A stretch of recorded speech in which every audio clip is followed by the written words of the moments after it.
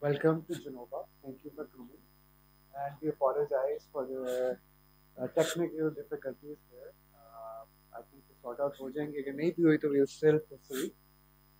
थोड़ा बहुत आप लोगों को background देना चाहता हूँ Genova के बारे में. So Genova is will be 4 years old. November 2nd, 2024 में 4 साल बीतेंगे. Genova is one of the fastest growing IVF center in Pakistan. In a very short period of time, we have achieved a lot, and we've built a lot of trust with our patients, and we've got a very strong team. Genova ki, I would say that there are three main things that that is our focus, and for any IVF center to be world class, there are three main things. Of course, number one is the medical team, right? And my mashallah medical team, we have number of consultants with many years of experience. Our medical director is Dr. Iftikhar Sadiq. यहाँ पे doctor Rabia Mushtaq भी आज present हैं, doctor Fauzia Manu, doctor Javeria Siraj, doctor Sabat Khan, and obviously Dr. Shabnam is also working with us. So we've got diverse experience, internationally trained doctors. So that's obviously आप कह सकते हैं कि जो core किसी भी एक health care facility का होता है, those are the medical practitioners. The second thing which is very important is और आप कह सकते हैं कि जो दिल किसी भी एक fertility center का जो दिल होता है वो is the embryology lab. And we have invested heavily in our embryology lab. One of the main things with embryology is the actual environment of the lab, right? Because what you're trying to do in an embryology lab is you want to create the same environment that is inside the human body, and that is a very difficult task to do. सबसे पहली बात तो आप लोग लाहौर में रहते हैं या सराउंडिंग एरियाज में रहते हैं, आपको पता है कि air quality is a huge challenge for us in Lahore. So one of the things that we have done, and I think we are one of the few places in Pakistan that have this, is a custom built air handling unit. So वो हमारी lab के अंदर एक लगा हुआ है और एक जो एडजेसेंट ओटी है जिसके अंदर सिर्फ IVF के प्रोसीजर्स होते हैं उसके अंदर लगा हुआ है. And the purpose of that is कि वो continuously 24 hours 7 days a week चलता है. उसके अंदर there is a 4-part filtration process that we have designed, जिसके अंदर कार्बन है, हीपा है, पोटैश है, अलूमिना, and then the air comes in. The air pressure is very important, so we maintain the air pressure, humidity, temperature. So all of these things are maintained to ensure कि जो environment हम build कर रहे हैं, that is the best environment, the most optimal environment for embryo growth. उसके अलावा obviously equipment is another important thing, and our embryology lab has the most technically advanced equipment available currently in the market. Obviously equipment hota hai, environment hoti hai, but the heart is again the team, and we have 5 full-time embryologists. The lab director himself has over 15 to 20 years of experience. The other senior embryologist has over 10 years of experience, and then we have multiple other embryologists as well. So a very strong embryology team that we take pride in. And finally, जो सबसे I think one of the other more important things is the patient services. And so obviously medical team is important, embryology is important, लेकिन how do you treat the patients that walk into Genova, and उनका क्या experience होता है. जो fertility के couples होते हैं, couples that are struggling with infertility, and I'm sure कि आप लोग deal काफ़ी से करते होंगे. It's a very emotionally, जिसे कहते हैं कि tolling process for anyone to go through that. Culturally, हमारे culture में obviously there's a lot of pressure on couples, and then obviously it's a very expensive treatment too. So financially it's also tolling. So what we take pride in is कि we try our best कि जो भी couples walk into Genova, हम उनका जो सफ़र है उसको जितना आसान कर सकते हैं. I'm not sure if you know the background of Genova or the inspiration behind it was कि my wife and I lived in Canada for 20 years. और हम लोग 2019 में we moved to Pakistan and that's when we built Genova. And the inspiration was कि हम लोग both of us struggled through infertility ourselves. कोई 10 साल we struggled with it and eventually we had 5 IUIs by the way. Those were unsuccessful and I wish कि Dr. Shabnam वहाँ पे होती तो maybe they could have been successful. लेकिन eventually IVF treatment करवाई and we only have one child and she's an IVF baby. So we've gone through this whole journey ourselves. So we really understand कि हर patient क्या किस उससे go through कर रहा है and we ensure कि जो भी couples walk through कर रहे हैं Genova के door से उनको उसी तरह treat किया जाए जिस तरह हम लोग अपने आप को we would have liked to be treated. So that's the background of Genova. We would love to work with all of you and अगर आप किसी भी support की ज़रूरत हो, so we are around. And today we will learn from the knowledge and experience of each other. We will exchange our knowledge and our experience to learn all the tips and tricks that how to maximize the intrauterine insemination results in the centers where you are being performing it. So I'm really feeling honored to be here in this esteemed IVF and infertility center. And I'm really grateful to the management of Genova IVF and Infertility Center that they given me this opportunity to be as a facilitator in this workshop. So rather than making it a lecture, we shall try to make it interactive. Please note all your queries and then we can discuss one by one. If any one of you would like to share his or her experience, he or she is most welcome. And what we do in intrauterine insemination, that we just take washed and concentrated sperms and we introduce through the cervix into the uterine cavity. कोई नहीं है मेरे पास? Nothing. Okay.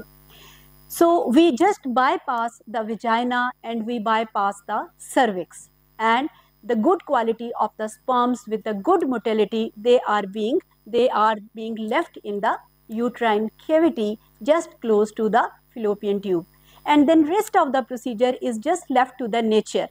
Fertilization भी खुद ही होती है और उसके बाद implantation भी खुद ही होती है, ठीक है. So we just bypass the cervical, vaginal factors and then we introduce good quality of sperms. आगे चलिए.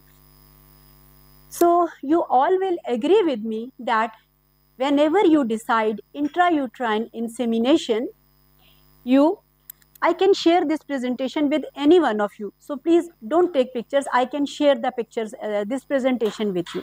So whenever you decide the IUI for your patient, you have to pass through all these steps one by one. Number one is the selection of the patient. Number two is you have to decide the right stimulation protocol for your patient. Number three is you have to track the follicle till the good maturity of the follicle is achieved, and when a good quality of follicle is achieved, you give trigger to your patient and then you perform the intrauterine insemination after 36 to 40 hours. After performing intrauterine insemination, you give luteal phase support to the patient. ये भी discuss करेंगे, देनी है नहीं देनी है, कब देनी है, कौन से रूट से देनी है, ठीक है. And then you ask the patient to do pregnancy test after 2 weeks by serum beta HCG. So if you want to if you want to enhance the results of your intrauterine insemination, you have to do work hard on each and every step. It does not only means that just introducing the good quality semen into the uterus. If you have not performed the rest of the factors, if you have not taken into account rest of the factors, it doesn't matter whether you are working in Genova or you are working in somewhere a very good center where the quality of air is very good and where a lot of investment has been done to create an environment just close to the nature. If you have If your steps are not complete, then success will not be there. So do not skip and omit any of the factor. So the number one is the selection of the patient. If you want your IUI to be successful, be selective in the selecting your patient. If you will have a good selection of the patient, the chances and success of IUI will be more. And then after selecting the procedure, you have to see that your patient is fulfilling all the prerequisites for IUI or not. ये step आपने करना है, उसके बाद आप अगले step पे जाएंगी, आप नेक्स्ट स्टेप पे नहीं जा। आई वुड सजेस्ट कि आप अपना एक पेपर जो भी आपका जिस पे आप लिखती हैं अपना प्रिस्क्रिप्शन, उस पे पेशेंट की इंडिकेशन लिखना शुरू करें. Why you want to do IUI, whether it is a male factor or it is a female factor or a factor belonging to the both partner, or there is no factor and it is an unexplained infertility. So please do write what is the indication of IUI. It is for yourself and for your patient. 14-15 दिन बाद जब patient IUI के लिए आएगा, आप भूल चुकी होंगी कि आप पेशेंट का IUI कर क्यों रही हैं. So please do write why you have decided IUI for this patient. Next. So these are different indications for which IUI is being offered to the patients, the couples. Among the male factor, OAT mean oligospermia, asthenospermia and teratozospermia. Mild variety of OAT is usually helped by IUI, और ऐसे cases में success rate अच्छा है if the patient has mild variety of oligospermia, asthenospermia and teratozospermia. If the male partner is having highly viscous semen, there is delay in the liquefaction that may interfere with the fertility. This patient is also being helped by the IUI. ये light please बंद कर दीजिए, मेरा ख्याल है इससे हमें नजर नहीं आएगा. लाइट कर दें. Okay. The third one is a very good indication, that is the functional problem, that is the ejaculatory problem. The male who have ejaculatory dysfunction like hypospadiasis, impotency and retrograde ejaculation, etc., they are being also helped by IUI. And then the cases where the semen sample has been cryopreserved, where the husband is not in the city at the time of ovulation, or where the husband has passed through certain medical therapy like chemotherapy, you can preserve the sample of the semen and then you can use it for IUI later on. So these are the male factor indications. और अगर आप इसमें IUI करेंगी तो इसका मतलब है आपने अच्छी इंडिकेशन सिलेक्ट की है. फीमेल साइड पे सवियर वेजिनिस्मस, यू विल एग्री, हर किसी ने अपनी लाइफ में कुछ केसेस ज़रूर देखे होंगे सवियर वेजिनिस्मस के. I did one IUI here under anaesthesia. ठीक है. 35 years old lady, husband was in Navy and it was not possible for them to have the sexual intercourse. So first attempt में that was successful.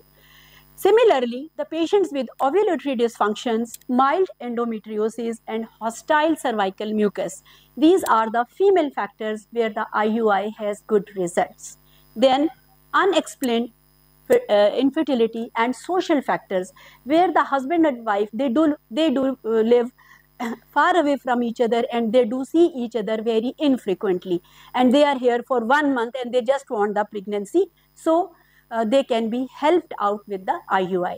So you see that with the functional problem and with the mild variety of the dysfunctions, if you have selected this patient for IUI, the success rate will be more. But if the patient has a long infertility history and there are some severe dysfunctions, severe problems, that might not be helped by IUI. So take a good indication for IUI to rate or enhance the results of your IUI. Next.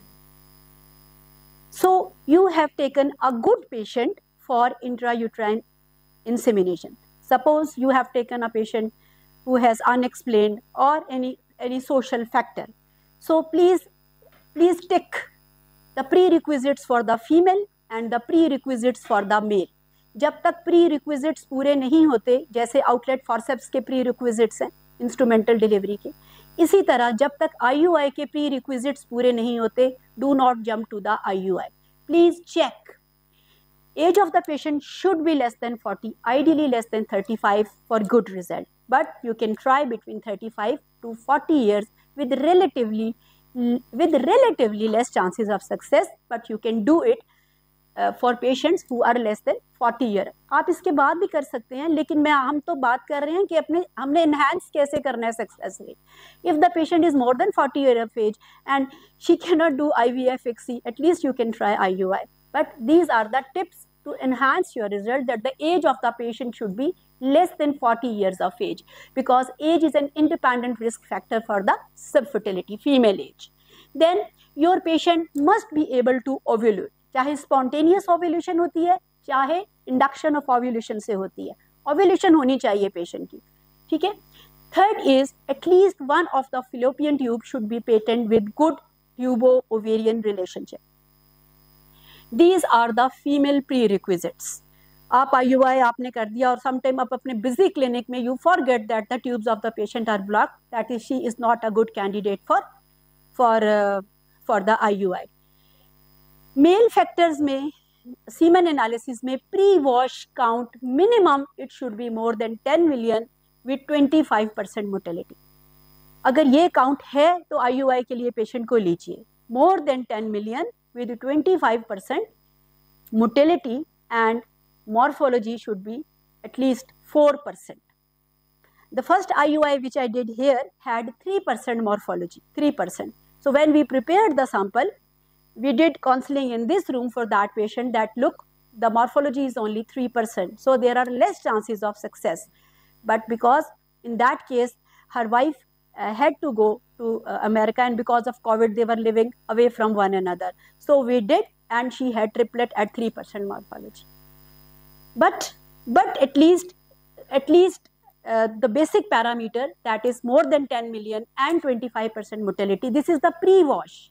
Wash करने के बाद count 5 million and 40%. Wash करने से count decrease हो जाती है, क्योंकि dead sperms they are just get away, ठीक है, debris, dead sperm, seminal plasma, etc. So you are just left with the good quality of the sperms.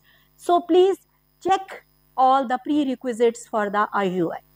So अभी तक हमने indication कर ली है, good indication. There should be a smart indication to enhance your result. Number 2, the couple should fulfill all the prerequisites. अब हमने ये दोनों काम कर लिए हैं, ठीक है. अब इसके बाद अगली स्लाइड अभी ना कीजिएगा. अब इसके बाद अगला स्टेप बहुत इंपॉर्टेंट है. अगला स्टेप क्या है? स्टिमुलेशन स्टार्ट करनी है हमने, ठीक है. स्टिमुलेशन नेचुरल साइकिल में भी IUI लोग करते हैं, but the success is not good, ठीक है. सिर्फ लेट्रोजोल और क्लोमिड से भी लोग करते हैं, but the success is not good. We have to give stimulation to our patient. In natural cycle, usually one dominant follicle is being formed, और हमें अच्छे successful IUI के लिए minimum 2 या 3 good dominant follicles चाहिए, ठीक है. 2 या 2 से ज़्यादा 3, 4 नहीं होने चाहिए, 2-3 follicle हमें चाहिए. वो हमें कैसे मिलेंगे? Without stimulation नहीं मिल सकते. अब stimulation is important because if you are coming to Genova without stimulation and without having good quality ova, do not assume कि जेनोवा में बहुत अच्छा सीमेन प्रिपेयर होगा, बहुत अच्छा डेडिकेटेड IUI रूम है, बिल्कुल साथ है, गुड क्वालिटी एयर है, and your patient will be successful. No, you can not bypass this step. अब स्टिमुलेशन से पहले आप पे लाजिम है कि आप अपने पेशेंट को क्लासीफाई कीजिए. पेशेंट को सामने रखिए और सोचिए ये कौन सी क्लास से क्लासीफाई करते हैं. Is she a normo responder, is she a hyper responder, और is she a hypo responder. या वो नॉर्मल रिस्पॉन्ड करेगी, या हाइपर रिस्पॉन्ड करेगी, या हाइपो रिस्पॉन्ड करेगी, क्योंकि आपने स्टिमुलेशन प्रोटोकॉल इसके अकॉर्डिंगली. अब हमें कैसे पता चलेगा कि आपका पेशेंट नॉर्मल रिस्पॉन्डर है, हाइपो रिस्पॉन्डर है, या हाइपर रिस्पॉन्डर है? उसके लिए हमें we need certain parameters. Please next slide. So these are the parameters. Number 1, age of the patient. कोई मुश्किल नहीं है, एज लिख लीजिए आप. Number 2, ask about the menstrual cycle of the patient. Is it regular? Is it prolong? Patient is having spells of oligomenorrhoea, और the patient is having frequent menstrual cycle, जल्दी periods आ जाते हैं पेशेंट. उसके बाद patient का ovary की ultrasound पे findings. Morphological appearance. Is the size of the ovary normal? Is size of the ovary bulky, or these are small sized ovaries. And what is the antral follicular count? Antral follicular count is done on day 2 of the menstrual cycle by transvaginal scan. So you have to count each and every follicle. 2 हैं, 4 हैं, 6 हैं, 12 हैं, 15 हैं, इस ovary में, उस ovary में you have to count. उसके बाद serum AMH level, FSH and LH, there should be at least one reading. आप जब पेशेंट का ट्रीटमेंट स्टार्ट करते हैं तो बेसलाइन एक FSH LH जरूर होना चाहिए, but not in every cycle. TSH and prolactin. Every patient who is coming for subfertility, I think she should have TSH and prolactin level. So अब आपको डिसाइड करना है कि आपका पेशेंट नॉर्मल रिस्पॉन्डर है, हाइपर रिस्पॉन्डर है या hypo. उसके लिए आपको सिर्फ 2 चीजें चाहिए. अगर मैं इसमें से सिलेक्ट करूं तो I just need age, menstrual cycle and antral follicular count and one thing else, that is AMH level. बस इन 4 चीज़ों से आपको पता चल जाएगा कि आपका पेशेंट कौन सी क्लास में क्लासिफाई कर रहा है. ठीक है डॉक्टर मलिहा, आप बताएंगे कौन सी 4 चीज़ें, ताकि हम सोए नहीं. कौन सी 4? एज जी, menstrual cycle, antral follicular count, AMH level. Next. This is the most busiest slide of today's presentation, लेकिन इस स्लाइड के बगैर I think this is the most important slide. ठीक है, सबसे पहले आपने सिर्फ ए पे रहना है, बी और सी को जस्ट फॉरगेट अबाउट इट, सिर्फ ए पे रहना है. How we will recognise our patient is a normal responder. If age of the patient is less than 37, if AMH level of the patient is between 1.2 to 4 nanogram per mil, or if on transvaginal scan the ovarian volume is of normal size, that is between 3 to 6.6 centimeter, and in each ovary you have antral follicular count minimum 5, 10, 12.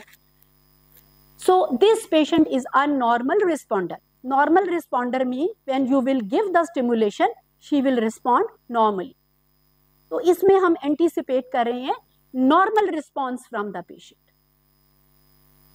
ये मैं फिर बाद में पूछूंगी, ठीक है, कि how you will recognise normal responder. याद हो गया? Age, AMH level, ovarian size and antral follicular count. Now B group. B group is the hyper responder. Hyper responder means कि even by giving the normal stimulation, the patient is hyper responding. As the name is self explanatory, patient will hyper respond to your normal stimulation. Who is this patient? Can anybody tell me who is this patient? Patient with the polycystic ovarian disease. So age of the patient less than 37, AMH level more than 4 nanogram per ml, ovarian volume bulky more than 6.6 centimeter, and you can see a lot of antral follicular count with the dense stroma. And of course the patient will have certain clinical features like she may have hirsutism, alopecia, acne, galactorrhea, weight gain. But don't forget that a patient with PCO may be a lean patient. So आपने उसको ऐसा नहीं करना कि PCO ये समझ के कि वो lean है.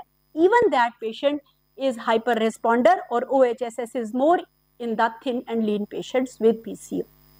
So the second group is the hyper responder. Third group बेचारे वो हैं जो अक्सर हमारे पास पहुंचते हैं, तो they have lost their golden years of life. So they are more than 37 years of age. Their AMH level is less than 1.2, and size of the ovary is smallish, and you can see just few antral follicles. Just 3 here, 1 here, 3 here. You can just compare the follicles in these pictures. I have seen the patients with young age and low AMH level with these ovaries. So your patient may belong to any category, and you will not jump to the next step unless and until you have categorized your patient. Okay? तो अभी जब हम stimulation decide करेंगे तो I expect कि आप लोग मुझे बता सकें कि कौन सा नॉर्मल रिस्पॉन्डर पेशेंट है और कौन सा हाइपर रिस्पॉन्डर है और कौन सा poor responder with low ovarian reserve है. Should we move? ठीक है, ये पिक्चर याद रहेगी. ठीक है, नेक्स्ट चले. ओके, डे 2 पे आपने स्कैन करना है, हमारे साथ सोनोलॉजिस्ट भी मौजूद हैं, ठीक है। डे 2 पे आपने रूल ऑफ 5 को फॉलो करना है। पेशेंट की endometrial thickness should be a thin line, endometrium should be less than 5 millimeter, there should be no cyst more than 10 mm and less than 10 mm all are enteral follicle, so there should be no cyst.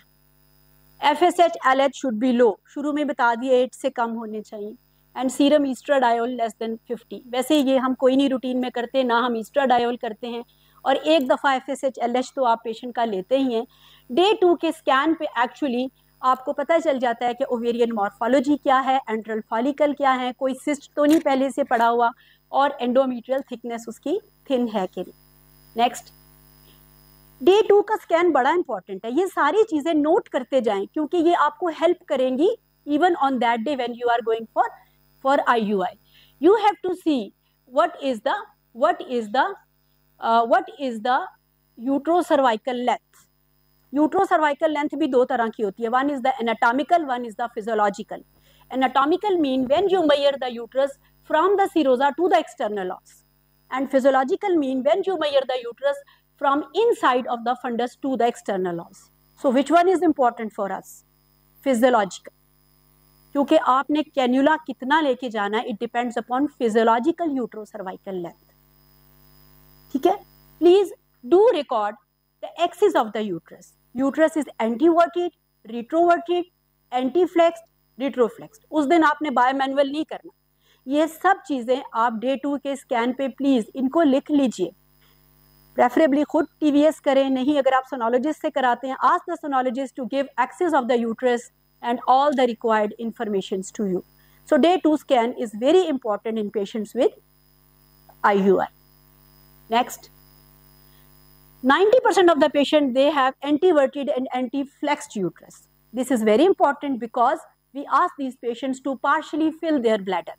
जब हम IUI करेंगे हम patient से कहेंगे पूरा bladder empty नहीं करना, थोड़ा सा यूरिन रोक लेना है, पार्शली फिल करना है. वाई? जब पार्शली फिल करेगी तो यूट्रस जो एंटीवर्टेड है, endocervical and uterine canal will become in straight axis, so you will be easily able to introduce your cannula. So partially filled bladder is one of the tip and trick to get a smooth entry of your cannula. This is for anteverted and anti-flex uterus. Next.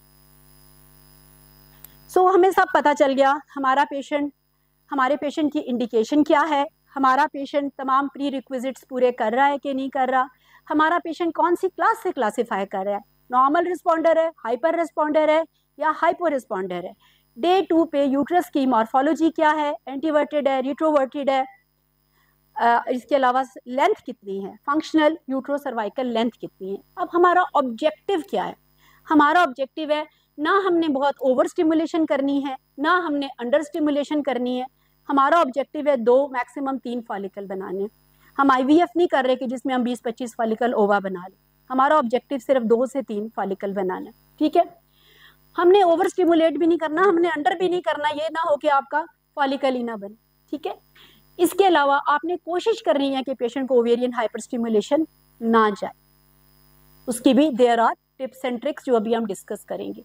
कोशिश करनी है कि आपके cycle cancel होने के chances कम हो. Cycle तब cancel होगा जब आपके 4 फॉलिकल बन जाएंगे.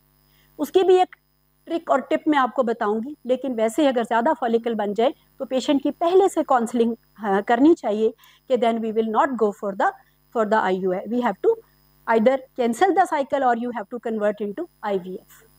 तो one size does not fit to each. जैसे हर एक ह्यूमन बीइंग का साइज डिफरेंट है, आप सबको एक जैसे कपड़े नहीं आते, हर एक का साइज डिफरेंट है.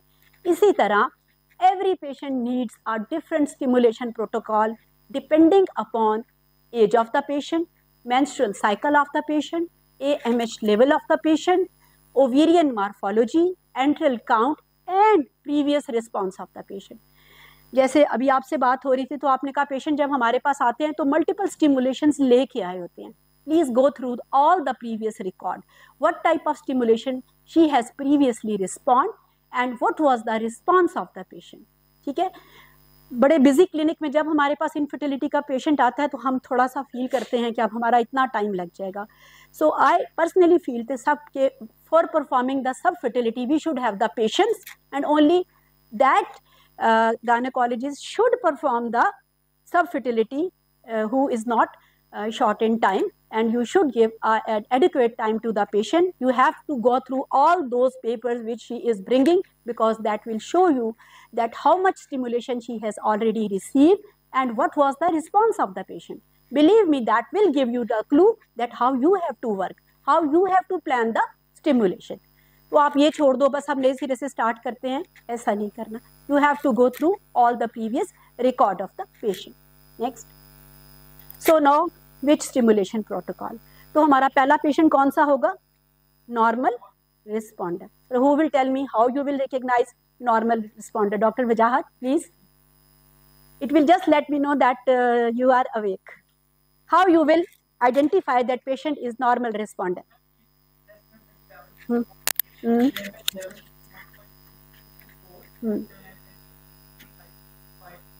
साइज नहीं, काउंट, एंट्रल फॉलिकुलर काउंट जी. So everything normal normal normal, ठीक है. Ultrasound normal, AMH normal, age of the patient is relatively young and the things are normal. So we will decide conventional protocol for this patient, normal protocol for this patient, because we are anticipating that she will respond to our normal stimulation protocol. So agli slide. So this is the protocol for the normal responder. So day 1 LMP is the day 1. कुछ नहीं करना, आपने लिख लेना कि ये day 1. day 2 से आपने स्टार्ट करनी है टैबलेट लेट्रोजोल और clomiphene citrate, whatever you want to start. Although letrozole is being more used, but you can use any one of them. Day 2 से डे 6 तक, जैसे आप रूटीन में स्टिमुलेशन करते हैं, day 2, day 3, day 4, day 5, day 6, you can give 1 tablet to 2 tablet again depending upon the previous response of the patient. ठीक है. So 5 दिन हमने लेट्रोजोल और क्लोमिफेन साइट्रेट में से कुछ आपने what ever you have decided आपने दे दिया उसको. Know what you will do on day 7, day 8 and day 9. Day 7, day 8 and day 9 you will give injection HMG. Injection HMG or gonadotropin 150 international unit. It contains both FSH and LH, and it is derived from the urine of the postmenopausal women. The initial 5 days you are giving letrozole. And what is the mechanism of action of letrozole? It is aromatase inhibitor, and it produces a state of estrogen deficiency. So when there will be deficiency in the body, it will cause endogenous production of FSH from the pituitary. So it will cause recruitment of the follicle. आपको अगर IUI करना है तो कुछ word सीखने पड़ेंगे. Recruitment, आ जाओ इकट्ठा कर लिया, ठीक है. So this medicine is used for 5 days for the recruitment of the follicle. So after 5 days, when a follicle has achieved a certain size, then from day 7 you will add injection HMG containing both FSH and LH. For the good and optimal growth of the follicle, you need LH along with FSH. Half-life of FSH component is 24 hours. And half-life of LH component is only 12 hours. So if you want to give HMG, please give it on daily basis. If you will give on alternate days, it will reduce the success rate. So either you give 3 injections, 7, 8 or 9. अगर आपने 2 इस्तेमाल करने हैं तो उसका तरीका है कि you can give 1 injection on day 3 इसके साथ for recruitment, and on day 8 for the optimal growth of the follicle. जब देना है पता हो मैं क्यों दे रही हूँ. डे 3 पे अगर आपने HMG इसके साथ दे दिया है, ऑब्जेक्टिव पता होना चाहिए, ये रिक्रूटमेंट करेगा, ठीक है. और डे 8 पे अगर देना है तो वो ऑप्टिमल ग्रोथ करेगा. सो अगर आपने 2 देने हैं तो day 3 and day 8 is the good day. Otherwise 2 to 3 injections में be given consecutively day 7, day 8 और से डे 7, 8, 9. साथ साथ आपने you have to keep an eye to track the follicle. Day 11 and 12 you do transvaginal scan, and when a good quality and good size of the follicle has been achieved between 18 to 22, you give trigger. ये बाद में discuss करेंगे, 5 देना है, 10 देना है, and then you perform IUI after 36 to 40 hours. So this was the stimulation protocol for a normal responder patient. If there is any query, please, if there is any comment, you can do it. Doctor Rabia पीछे बैठी हुई है, हमारी IVF consultant है, उनको मैंने अपने साथ को सपोर्ट के लिए रखा हुआ है. उनके किसी भी कमेंट हमारे लिए will be very valuable because she is doing IVF and she is IVF consultant है. So this is a normal responder. Basically आज आपको सिर्फ एक ओवरव्यू देना है, आपको बताना है कि your knowledge is very important. आप अगर आपके पास बेसिक नॉलेज होगी, पेशेंट को क्लासिफाई करेंगे, then you will play with the hormones and you will be able to produce a good quality follicle. जितनी अच्छी आपको इन चीज़ों पे ग्रिप होगी, just you will play with the hormones and you will get the good quality. और कहीं इधर उधर हो गया तो भी you will be able to manage. ठीक है, अभी मैं सिर्फ बेसिक सा बता रही हूँ. So she is the normal responder. इसमें डॉक्टर वजाहत कोई आपको क्वेरी तो नहीं? ठीक है. So next. अच्छा, थोड़ा सा ये आपको एक स्लाइड सिर्फ आपको थोड़ा सा क्लियर करने के लिए कि ये नॉर्मल एक cycle journey of enteral follicle. देखिए, नॉर्मली ओवरी में इस तरह एक बैंक पड़ा होता है. Every women comes with a fixed number of ओवा which can not be increase after the birth. they have to decline by the age of 51. So every woman is born with a fixed number of ova. So gradually these are called the primordial follicle and then they changes into the primary follicle. From primordial to primary follicle it is a natural journey. किसी दवाई का कोई असर नहीं है. It takes 120 days. इससे आगे primary से सेकेंडरी फॉलिकल जो है वो आपकी मेडिसिन पे से इफेक्टेड होता है. So you can see these are the follicle which are being selected to participate in the current and index cycle. So ये इन 6 को सिलेक्ट किया गया. इस menstrual cycle में उन्होंने आना है, रोल प्ले, प्रोलैक्टिन लेवल को रिड्यूस करना है. उसका कंप्लायंस अच्छा नहीं है, पेशेंट को नोजिया, वॉमिटिंग, डिजीनेस ज्यादा है. जब कंप्लायंस ठीक नहीं होगा तो रिजल्ट्स नहीं. बट क्या चीज ब्रो, यहाँ पर हम हाइपरटेंसिव पेशेंट को नहीं, अभी हमारा फोकस है सब फर्टाइल पेशेंट. आप हाइपरटेंशन को अलग कर दीजिए, तो हम डिविएट नहीं होना चाहते, हम उसको अलग से वी कैन स्टडी कि अगर एक इनफर्टिलिटी का पेशेंट हाइपरटेंशन है और हाइपरप्रोलेक्टिनीमिया है then what is the choice. ये मैं जनरल बता रही हूँ. केबरगुलिन अगर 50 से कम है सिर्फ 4 टैबलेट आर एनफ. अगर 50 to 100 के बीच में 3 मंथ बस, इससे ज्यादा नहीं. और उसके फौरन बाद आप अपनी स्टिमुलेशन कर लीजिए. What about Thyronorm? Every patient with subfertility should have TSH. If it is more than 4, you should give Thyronorm to the patient, 25 to 50 microgram. If it is less than 2.5, no need. अब मसला ही रह जाता है उन जिन लोगों का 2.5 से 4 के बीच में रह जाता है.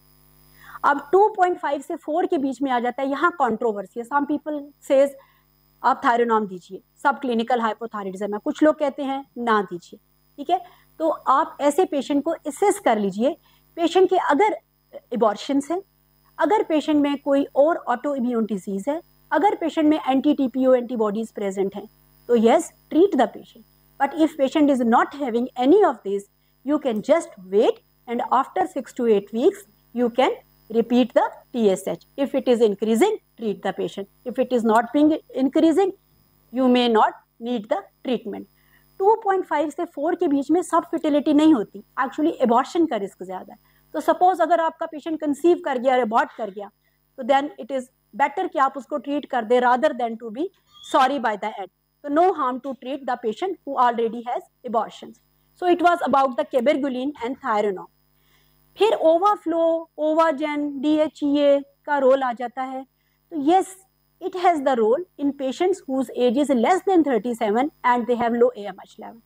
The patient who are more than 37 years of age with low AMH level usually DHA देते हैं, हम भी देते हैं, सब देते हैं. लेकिन मैं आपको वो बता रही हूँ जो कि which is being proven कि 37 के बाद इतना ये वो जो माइक्रो एनवायरनमेंट प्रोवाइड करता है, एक्चुअली फॉलिकल को इंक्रीज नहीं करता, वो तो जितने हैं वो उतने रहेंगे. ये माइक्रो एनवायरनमेंट को बेहतर करता है. इसके बाद डेक्सा हम ऑलरेडी डिस्कस कर चुके हैं. So these were the adjuvant. यहाँ तक हमारी स्टिमुलेशन, पेशेंट सिलेक्शन हो चुकी है, पेशेंट के प्री रिक्विजिट्स हो चुके हैं, पेशेंट की क्लासिफिकेशन हो चुकी है और पेशेंट की स्टिमुलेशन डिसाइड हो चुकी है. ठीक है, अब आपका पेशेंट, जो भी पेशेंट है, वो स्टिमुलेशन ले चुका है. नेक्स्ट. सो आपका डे 11 डे 12 आ गया। सो आपने देखा कि endometrium should be a trilaminar appearance, ठीक है, 7 mm, 8 mm, 9 mm appearance, and 2 और 3 फॉलिकल आपने उनको मेजर कर लेना है फॉलिकल्स को, ठीक है। Such kind of endometrium is important for providing a good uterine lining to receive the fertilized ova. आगे चलें। सो आप क्या देखते हैं उस दिन? आप देखते हैं there should be a follicle, there should be a thin line, इसकी लाइन अंदर कोई इकोजेनिसिटी नहीं होनी चाहिए। डॉपलर डालें तो पेरी फॉलिकुलर 3/4 इस पे फ्लो होना चाहिए। इसका मतलब है ये प्री ओव्यूलेटरी फॉलिकल है। अब ये फॉलिकल आपकी ट्रिगर के लिए तैयार है, ये follicle, no you can give the trigger to this patient. Yes, next. अच्छा, अब trigger is very important. Trigger की कुछ बातें कर लें। ट्रिगर हम देते क्यों हैं? बॉडी में खुद भी तो LH आती है, बट वो फिजियोलॉजिकल है, मे बी वो इतनी सफिशिएंट नहीं है जो कि आपके ओवा की क्या करे, फाइनल मैचुरेशन करे। ये फॉलिकल बन गया है, ठीक है, इसके अंदर एग मौजूद है जो आपको नजर नहीं आ रहा, अभी उसमें सेकेंड मेयोटिक डिवीजन होनी है, उसकी फाइनल मैचुरेशन होनी है, फिर उसके बाद इसकी ओव्यूलेशन होनी है, ठीक है। सो फाइनल मैचुरेशन के लिए you need LH। So may be body में जो आपकी HCG प्रोड्यूस हो रही है, LH प्रोड्यूस हो रही है, that is not sufficient, specially if you have produce more than 1 follicle, so you have to give LH from HCG from outside. सही है। तो अब दूसरा इसका फायदा क्या होता है कि आप प्लान कर सकते हैं, आप एंटीसिपेट करते हैं, इतने बजे इंजेक्शन लगाया है, इतने बजे उसकी ओव्यूलेशन होनी है, तो मैंने IUI करना है। सो प्लान करने के लिए आप प्लानिंग के वक्त you have to see your feasibility, centre feasibility, patient feasibility, तीनों चीजों को देख के आपने उसको ट्रिगर समटाइम रात 12 बजे, 1 बजे, 2 बजे, क्योंकि she should reach the centre after मतलब around 34 hours after the ovulation, क्योंकि 2 घंटे तो सीमेन प्रेपरेशन में भी लगते हैं, and we do IUI 36 to 48 hours. तो आपने ट्रिगर में 2 चीज याद रखनी है, what is the time and second is the temperature, ठीक है। अगर आपके ट्रिगर का टेम्परेचर अच्छा मेंटेन नहीं है तो आपका सब खराब हो जाएगा। So good quality trigger should be given. Trigger हमने क्यों देना है? For the final maturation of the ओवा, ओके।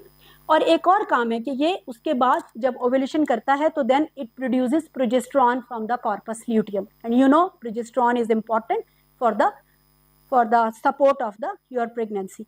तो अगर आमतौर पे ये कहा जाता है कि आपने HCG लगाया है, तो इवन अगर आप ल्यूटियल फेज सपोर्ट नहीं भी दे रहे हैं तो no problem, but usually we do give luteal phase support. You don't know that patient is having a good quality corpus luteum and what is the progesterone level। लेकिन वैसे अगर आप progesterone ना दें थेरेटिकली तो HCG के साथ, चूंकि कॉर्पस ल्यूटियम बनता है और कॉर्पस ल्यूटियम ज्यादा देर तक स्टे करता है अच्छी क्वालिटी का, सो प्रोजेस्टेरॉन डेफिशिएंसी नहीं होती। आगे चलिए। सो ये देखिए, ये आपकी नॉर्मल बॉडी की LH है, और अगर आपने बाहर से देखिए वो कितना उससे ज्यादा है। 36 आवर्स तक जो है ये इट विल जब आप ये देंगे तो इसके देने के बाद after 36 hours it will lead to the ovulation.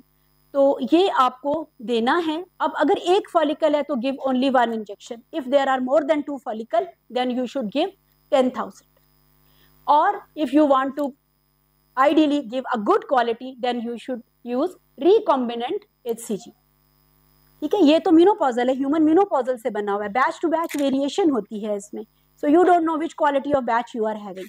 जबकि रिकॉम्बिनेंट पेशेंट खुद भी लगा सकता है, and its quality is always same because it has been produced by genetic recombinant technology, but it is costly. Patient can herself administer it, ठीक है। जिनोवा में तो मेरा ख्याल है यही लगता है, रिकॉम्बिनेंट ही लगता है। जी डॉक्टर आबिया, आप यही लगाती हैं जी, लेकिन आपने पेशेंट की कॉस्ट भी देखनी है ना उस हिसाब से, ठीक है। तो आपने HCG लगा दिया जब आपका डोमिनेंट फॉलिकल बन गया। नेक्स्ट चलें। अच्छा, अब मैंने बता दिया एक फॉलिकल के साथ 5,000, 2 फॉलिकल के साथ 10,000। एंडोमेट्रियोसिस में भी 10,000 कहते हैं, प्रेफरेबली रिकॉम्बिनेंट दीजिए। अच्छा, सपोज पिछले साइकिल में आपने ये दिया, पेशेंट का रप्चर नहीं हुआ। रप्चर भी पता चल जाता है अल्ट्रासाउंड से, ठीक है। अभी आपको बता देती हूँ, आप अल्ट्रासाउंड करेंगे, there will be a collapsed follicle and there will be fluid in pouch of Douglas, ठीक है। यूजुअली हम करते नहीं है, but if you have your own TVS and you can do it. तो अगर सपोज आपको लगता है कि पेशेंट का रप्चर नहीं हुआ, then next time HCG के साथ you can add another trigger which is called dual trigger. आप HCG भी ऐड करते हैं, साथ GnRH agonist भी ऐड कर सकते हैं. So dual trigger can be given अगर पेशेंट को एक दफा HCG से उसका रप्चर नहीं हुआ, LUF luteinised unruptured follicle syndrome हो गया था, तो next time you can add dual trigger. अभी ये ज़्यादा कॉम्प्लिकेटेड है तो बेसिक पे मैं अभी इस पे नहीं जाऊंगी, बट अगर नहीं हुआ तो ड्यूल ट्रिगर भी कुछ चीज़ है जिसमें एक HCG है और इसके अलावा GnRH एगोनिस्ट है. नेक्स्ट, अच्छा दिस इज़ वेरी इंपॉर्टेंट, ये बहुत इंपॉर्टेंट है. इसमें आप एक डिफरेंस देखेंगे. आप देखें, अगर आपने पेशेंट को सिर्फ क्लोमिफिन या लैट्रोजोल दिए, वेट टिल द फॉलिकल का साइज 22 mm नहीं होता, फिर ट्रिगर दीजिए.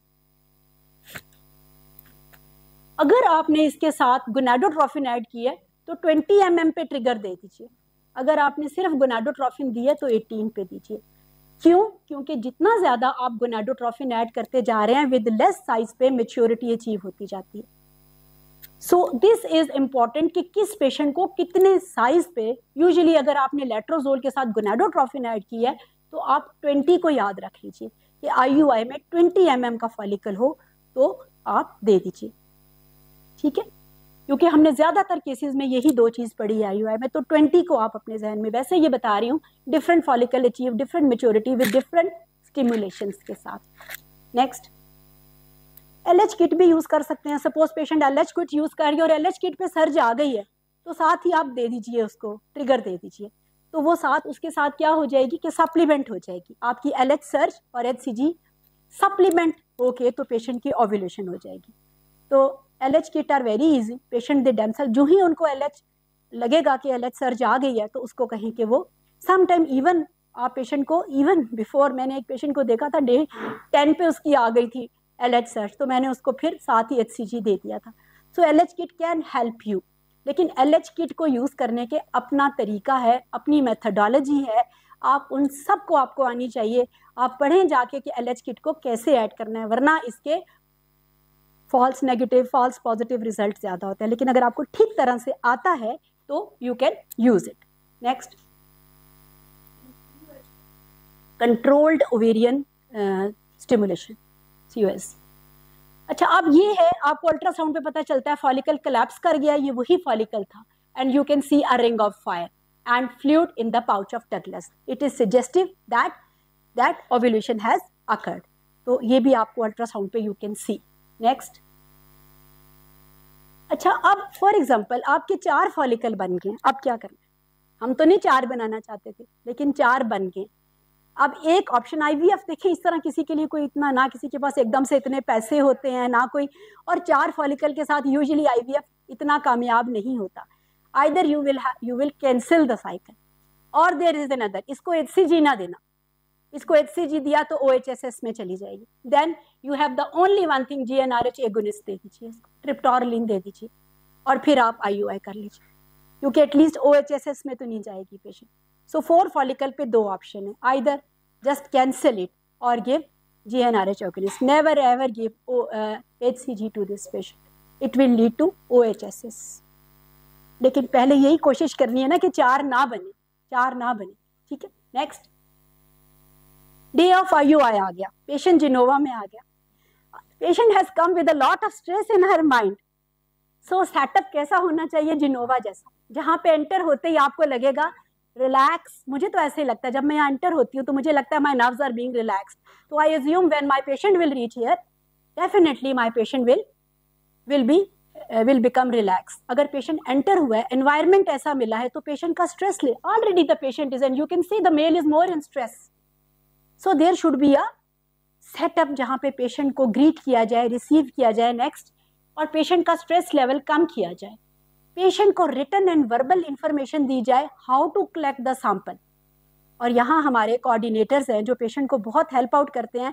नसीम गवाह है कि मेरा एक पेशेंट भाग गया था, पूरा IUI के लिए तैयार था और उसने पैसे भी जमा करा दिए, और सैंपल देने जब हमने भेजा, ही जस्ट रैन अवे कि मुझे नहीं कराना. ठीक है. और उसके बाद हर वाइफ वाज क्राइंग, और इस तरह के सेटअप और इतनी कोऑर्डिनेशन के बावजूद ही जस्ट रैन अवे. फिर उसके हस्बैंड को बहुत मिन्नत समाजत करके हमने कहा चले आज आप एक नेचुरल ट्राई कर लीजिए. And then she conceived and she has delivered a baby last month at 32 weeks. तो इवन आपने पेशेंट को IUI के लिए प्रिपेयर किया होता है, सम टाइम नहीं पॉसिबल होता तो पेशेंट को एटलीस्ट टाइम्ड इंटरकोर्स कहा जा सकता है, बट मैं लेवल ऑफ स्ट्रेस की बात कर रही हूँ. So there should be a room which should be purpose built for that. Okay, and the semen should be collected in a non toxic wide mouth jar. ठीक है, तो ये एवरीथिंग इज इम्पॉर्टेंट कि पेशेंट को आपने क्या हदायत दी. ऐसा तो नहीं है सैंपल गिर गया पेशेंट का, ठीक है, उसको लेबल भी प्रॉपर करना है, ID लिखनी है आपने. तो so choose a centre where there is all these facilities are available, वरना पेशेंट भाग जाएगा. ठीक है, चलें आगे. सो अब हमारी लैब आ जाती है. महमूद साहब ने लैब का जिक्र किया एंड रियली मेरा ख्याल है we should appreciate. I think कि मुझे जिन भी पेशेंट्स में आई हुए तो हम पहले भी कर रहे थे, अच्छे रिजल्ट्स मिले हैं. बेसिकली लैब का रोल है इसमें, बिकॉज और हमारे एम्ब्रियोलॉजिस्ट प्रिपेयर करते हैं यहाँ पर सैंपल. ठीक है, अक्सर जगहों पे मैंने देखा है टेक्नीशियंस करते हैं, बट यहाँ embryologist, you saw 5 embryologists are here and all the good quality parameters including the laminar air flow, the centrifuge, the incubator, good quality of media आपको लैब में अभी दिखाएंगे. सैंपल बॉडी में 37 डिग्री सेंटीग्रेड पे होता है. 2 घंटे प्रोसेसिंग में sample should be at 37 degree centigrade. There should be alarms inside the centrifuge and जब भी 37 से ऊपर जाएगा बजर बच जाएगी. So temperature should be maintained. Laminar air flow, quality of air should be of good quality. ठीक है, free of all pollutants. And sample should be prepared within 2 hours and your patient should be ready and doctor should be there. आगे चलें. So there should be use all the non-toxic material. This is the white jar sample for sample. These are the pasture pipettes. This is a test tube conical. यहाँ पे sperm से वो collect होना है sample ने. IUI cannula and powder free gloves. All these things are available here. ठीक है, हम सब यहाँ पर यही यूज करते हैं. ठीक है, next sample preparation swim up technique है, डबल डेंसिटी है, हमारे आपको बताएंगे हमारे एम्ब्रियोलॉजिस्ट. नेक्स्ट चले, डबल डेंसिटी ये बताएंगे आपको. So dedicated IUI room. ठीक है, so in Genova we have a dedicated IUI room which is just adjacent to the lab. Patient को ऐसे हाथ में नहीं थमा दिया जाता कि आप यहाँ ले जाएं और फिर पेशेंट डॉक्टर को ढूंढता रहता है और डॉक्टर कहीं ना कहीं सिजेरियन में बिजी होती है. सो प्लीज बी रिमेंबर, अगर आपने इनफर्टिलिटी करनी है तो sample should not wait for you, you should wait for the sample. Patient should wait for the. जब हमारा सैंपल आता है तो हम यहाँ पर पेशेंट मौजूद होता है, ट्रॉली लगी हुई होती है, नर्स मौजूद होती है, डॉक्टर को टाइम पे इन्फॉर्म कर दिया जाता है 15 to 20 मिनट जो हमारी फिजिबिलिटी टाइम की फिजिबिलिटी के मुताबिक, एंड देन ट्रॉली लगी हुई होती है and then we do IUI. वो हम सारी टिक्स एंड ट्रिप्स देखेंगे जब हम प्रैक्टिकल करेंगे. So we do perform the IUI in very calm, quiet and in peaceful and under aseptic techniques. ठीक है, नेक्स्ट.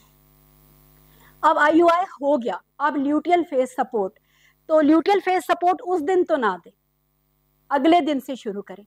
अगर आपने उस दिन से स्टार्ट कर दी, it will cause premature secretory changes in the endometrium.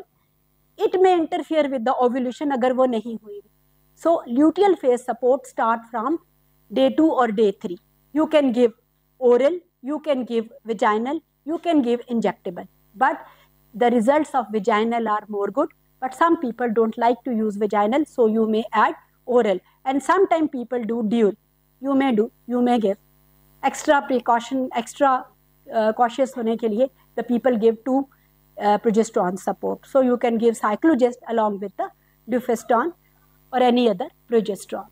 Next. So we are going to wrap up our, ठीक है, ताकि हम अपना practical aspect start करें. So if we want to maximize our outcome, age of the patient should be less than 35. Indication mild male factor और unexplained infertility में result ज़्यादा बेहतर है. Pre-wash count should be more than 10 million with 25% mortality. इतना हो, बाकी वो कर लेंगे. Time less than 2 hours between the collection of the sample and to perform the IUI. Stimulation with the letrozole and gonadotropin has the good results.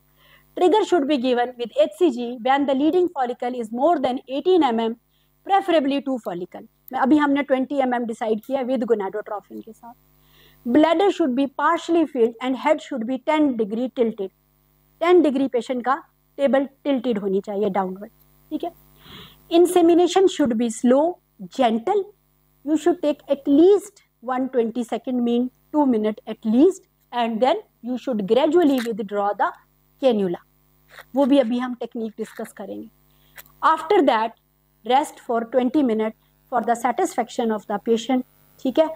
थोड़ा बहुत कई दफ़ा रीगर्ज आ जाता है, समटाइम ये इतना इंटरफेयर नहीं करता उसके साथ, आपके सक्सेस रेट के साथ, लेकिन 20 मिनट का रेस्ट पेशेंट की सेटिस्फेक्शन के लिए। वैसे भी रिजल्ट्स भी स्टडीज कहते हैं कि 20 मिनट में results are more good. Next, so sometime you have to deal with a difficult IUI, so what to do that? In that cases you need to do mock IUI।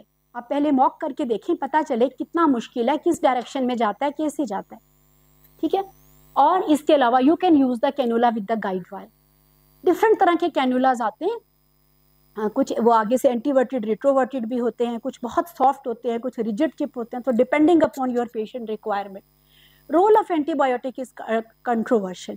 Ideally, when you are performing in an aseptic environment, patient do not need any antibiotic. But if sometime आपने मरीज 3 महीने पहले देखा होता है और आपको उस वक्त लगता है कि वहाँ पर तो काफ़ी ज़्यादा डिस्चार्ज है, ठीक है, सो आप उस वक्त थोड़ा नॉर्मल सेलाइन से वॉश भी कर लेते हैं और बाद में पेशेंट को आइदर एजिथ्रोमाइसिन और cephalosporin, cefixime 400 milligram you can give.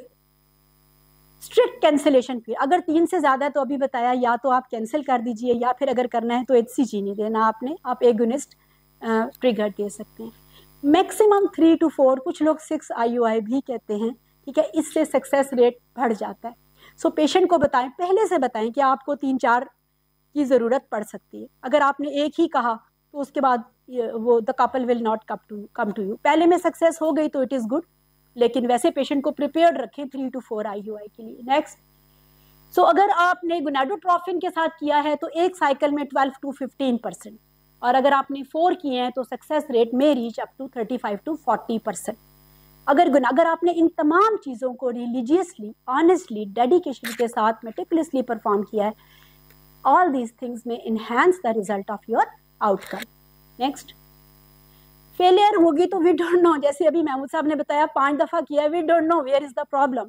The problem may be with the sperm, we DNA fragmentation test कीजिए, the problem may be the egg quality, the problem may be in the endometrium. अगर IUI fail होता है, you don't no कहाँ क्या problem है, we don't know, ठीक है। Next, single versus double IUI का रोल सिर्फ तब है when you are performing when the total number of motile sperms are less than 5 million. अगर नहीं वो ICSI, ideally she is a candidate for ICSI. अगर नहीं तो अगर आपने IUI करना है तो डबल IUI का रोल इस पेशेंट में है। नेक्स्ट, ये मैं आप बहुत सारे रेफरेंसेस है सिंगल वर्सेस डबल IUI के, सब यही कहते हैं कि जहाँ पर स्पर्म काउंट कम है वहीं पर इसका रोल है, अदरवाइज इसका रोल बहुत ज़्यादा रिजल्ट्स में डिफरेंस नहीं है। नेक्स्ट, अगर किसी पेशेंट का मिनिमम जो IUI परफॉर्म किया हुआ जो मुझे स्टडीज में मिला है वो है 1 × 10⁻⁶, 1 मिलियन।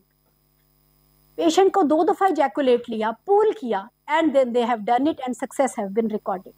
स्पर्म तो एक ही चाहिए ना उसके लिए। सो एनी पेशेंट जिसके पास और कोई ऑप्शन नहीं है, एटलीस्ट उसके पास आप उसकी काउंसलिंग करके फेलियर के लिए सक्सेस रेट बता के you can go for IUI। ये स्टडीज़ हैं जो मैंने आपको बताया है, मुझे नहीं कभी इतने पे सक्सेस रेट मिला, लेकिन ये मैं आपको बता रही हूँ कि स्टडीज़ में ये इतना है कि इतने पे परफॉर्म किया हुआ है। This was the last slide. So if there is any question, please, now the house is open for discussion. If there is any question, if any comment, if any experience you want to share, ताकि फिर हम अपने practical पे चलते हैं। अगर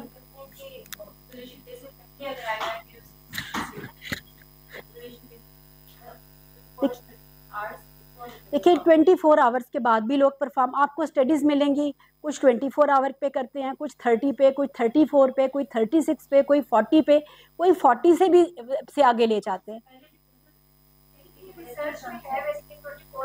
जी है जी, देखिए अभी फिलहाल जो एक कंसेंसस के साथ चीज़ चल रही है ना वो 36 to 40 आवर्स है, ठीक है। तो उससे पहले भी आप, दिस इज नॉट योर, देखिए the world is open for you, ये तो सिर्फ एक आपका लेआउट है। अब इसके बाद आपको कैसे रिजल्ट्स मिलते हैं आप अपने रिजल्ट्स को देखिए, आप अपने पेशेंट्स पे, और उसके बाद आपके कोई एक्सपीरियंस हैं तो वो शेयर कीजिए। जो रिकमेंडेड है वो यही है कि 36 आवर्स के बाद आप जो है वो कीजिए आप उसमें, ठीक है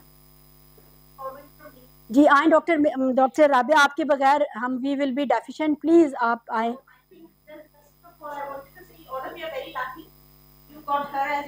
प्लीज डॉक्टर राबिया आप आ जाए। शी इज माई टीचर, मैं इनके प्रिस्क्रिप्शंस रखती हूँ और and I do learn from her prescriptions ना। So the good thing is she's very keen to learn, always wanting to learn, और उसके सिखाने में कोई बुखल नहीं है उसको। She's very generous with what she knows, and that's an amazing quality with you. So you're lucky to have her, and I think hats off to you. Thank you very much. कोई comment आप देना चाहेंगी IUI के बारे में? Doctor Rabia is more oriented toward IVF and ICSI। इनके पास IUI का patient आता है तो इधर भेज देती हैं, probably she does not want to do. बात ये है कि अगर मुझे लगे कि कोई काम कोई मुझसे बेहतर कर रहा है तो I send it there. So she's very passionate about IUI. She takes really good care of her patients. So that gives me time to focus on IVF. Yes. So she does not have time for IUI actually. I know कि मेरे मरीज हैं वो अच्छे हाथ जा रहे हैं इसलिए। That's right. Okay. दूसरी बात ये कि एक सवाल आया था about bromocriptine and hypertension. So I wanted to address that. Basically, not exactly contraindicated in all cases of hypertension. In cases there is valvulopathy, cardiac valvular disease है, वहाँ पर contraindicated है। दूसरा जहाँ प्री एक्लैम्सिया या एंडोथेलियल डिसऑर्डर्स के साथ जो हाइपरटेंशन नोन है, प्री एक्लैम्सिया पोस्टनेटल, वहाँ पर कैब्रेबिलिन और वो कॉन्ट्राइंडिकेटेड है। Otherwise you can give it to your patient. हाँ, यूजुअली पोस्टनेटल पेशेंट्स में वी डू। तो आप कहती हैं कि कॉन्ट्राइंडिकेटेड नहीं है अगर एक पेशेंट जनरल पेशेंट नहीं है। ठीक है डॉक्टर फराज, आपको मिल गया, आपका जवाब मिल गया, ठीक है okay.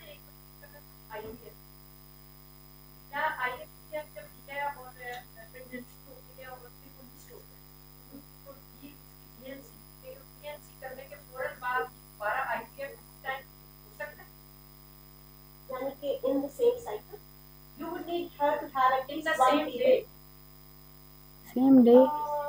Not in a process I would advise. बहुत ज़्यादा पेन, मैंने स्कैन कराने में IVF करवाया था, मेरा पोर्शन हो गई, फिर उन्होंने DNC, और जिस टाइम उन्होंने DNC के साथ ही डॉक्टरों ने कहा कि मैंने दोबारा IVF कर, मैंने कहा ये ऐसा तो पॉसिबल नहीं होता। तो जब मैंने उसका स्कैन पे देखा था तो वो बहुत सारे फॉलिकल्स थे, लेकिन हर एक फॉलिकल का साइज जो है 2.4, 2.5 से ऊपर था। तो मैंने कहा ये तो सारा, मुझे तो लगता है कि सारा सिस्टिक एरिया हमारा चल रहा है, तो इसमें IVF तो दोबारा नहीं। I have never read of it, मैंने ऐसा कभी पढ़ा भी नहीं।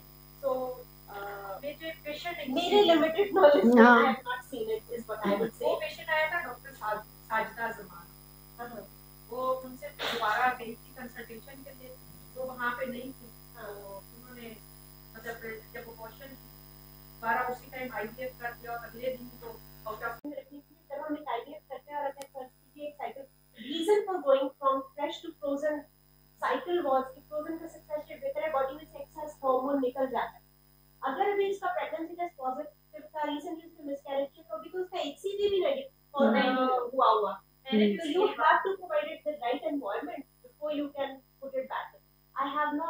I cannot say knowledge इतनी जल्दी चेंज होता है। If it is so, मेरी नजर से आज तक नहीं दूसरा तक, and I do try to remain up to date. मेरा इतना ज़्यादा इसमें प्रैक्टिकल नहीं था, लेकिन मैंने वैसे मेंटी को ये चीज़ बता दी। आई थिंक हो सकता है पेशेंट प्रॉपरली अपना कन्वे ना कर सकी हो, कुछ और हुआ हो, और उसको अभी वैसे भी हम IUI पे रह रहे हैं, हम IVF पे जाना ही नहीं चाह रहे ताकि पार्टिसिपेंट्स के टाइम को हम सेव कर सके। Thank you very much.